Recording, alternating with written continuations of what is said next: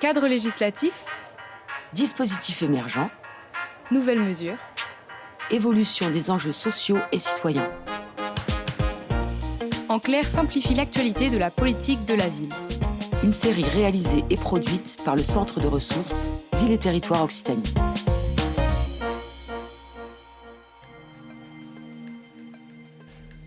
Bonjour, aujourd'hui nous allons donner la parole à Mathieu Guillot qui va nous présenter la manière dont la participation est désormais déployée dans le cadre du contrat de ville de l'Odève dans l'Hérault. Mathieu, je vous laisse vous présenter. Je m'appelle Mathieu Guillot, je suis adjoint au directeur général des services à la ville de l'Odève et à la communauté de communes Lodévois-Larzac, communauté de communes Lodévois-Larzac qui a la compétence politique de la ville depuis 2017.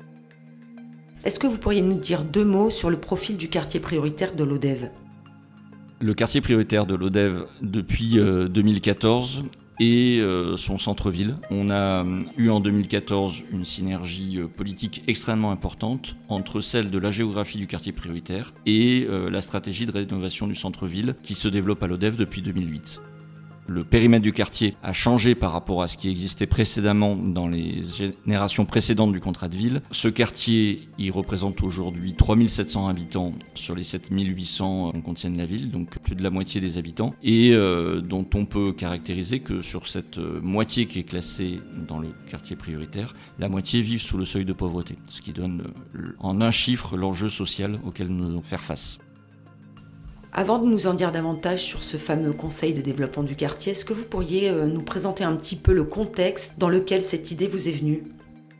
Nous étions au démarrage de l'écriture du nouveau contrat de ville dans un contexte où nous avions la chance d'avoir, dans le cadre de notre comité technique, un travail conjoint avec l'État et l'ensemble des autres partenaires financiers et techniques très opérants, avec depuis de nombreuses années une confiance de travail ensemble avec les représentants de la CAF, du département, et depuis quelques années une maîtrise d'ouvrage commune avec l'État très forte, soit représentée par la sous-préfecture, soit représentée par la DETS, ce qui nous permettait de mener depuis le début de 2020 un pilotage du contrat de ville vraiment partenarial. Ça, c'est un premier point de contexte extrêmement important parce que pour pouvoir mener et élargir des temps de concertation aux habitants, il faut que la maîtrise d'ouvrage soit forte et sache où elle va. Et ça, c'est un point extrêmement fort de ce qui était en train de se mettre en place sur la ville de l'Odève et son quartier prioritaire. Par ailleurs, au-delà du comité technique, il y avait aussi une volonté politique du maire de l'Odève, première vice-présidente de la communauté de communes en charge, dans le cadre de sa vice-présidence, de la politique de la ville, de s'appuyer pour mener toute une série de politiques publiques sur le réseau associatif lodévois. Et par ailleurs, nous sortions d'une démarche d'habilitation qui était celle de Territoire Zéro Chômeur, sur lequel nous avions aussi énormément travaillé avec le monde associatif lodévois et notamment celui du domaine de l'économie sociale et solidaire. Tous ces éléments-là faisaient que nous étions, avant le démarrage de l'écriture du nouveau contrat 2024-2030, dans un contexte de confiance et de relations étroites à la fois entre le politique, le technique et un grand nombre d'associations lodévoises opérateurs de la politique de la ville. Et votre conseil citoyen dans tout ça ? Parce que je suppose qu'il existait un conseil citoyen depuis 2014. Pourquoi faire le choix de donner une nouvelle forme à la participation plutôt que simplement de renouveler votre conseil citoyen ? Dans ce choix aussi de créer du lien avec ce milieu associatif, c'est qu'à l'Odève, nous avons un conseil citoyen qui existe depuis le début des démarches de 2014, mais qui s'était positionné de manière un peu particulière. Le conseil citoyen s'est monté en association, mais a plutôt joué un rôle d'incubateur d'idées, de projets, plutôt que celui qui est fixé par la loi, qui est d'être un lien avec les habitants par rapport aux politiques publiques menées sur le quartier. Et donc ce conseil citoyen continue à exister aujourd'hui, il continue à jouer ce rôle d'incubation de projets. Les acteurs et les personnes qui la composent restent plutôt sur cet objectif d'incubation d'idées, ce que le politique a décidé de respecter et de continuer à laisser faire. Alors je suppose qu'à l'Odève comme ailleurs, les habitants ont pu s'exprimer dans le cadre de la consultation qui était préalable à l'écriture de tous les contrats de ville. Comment s'est passée cette consultation ? Et surtout, est-ce que les conditions de déroulement de cette consultation ont eu un impact quelconque sur votre volonté, cette idée de créer un conseil de développement de quartier ?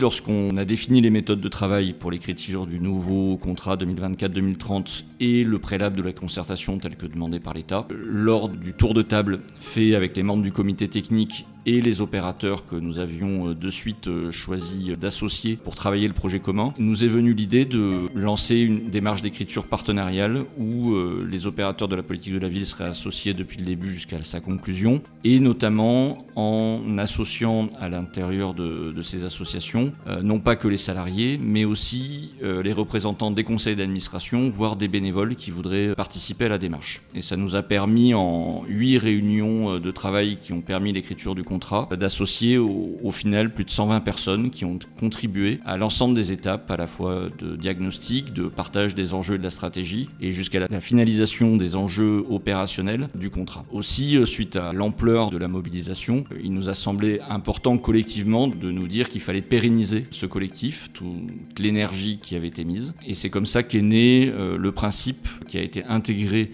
dans le volet formel du contrat autour de la gouvernance, la mise en place de ce conseil de développement de quartier.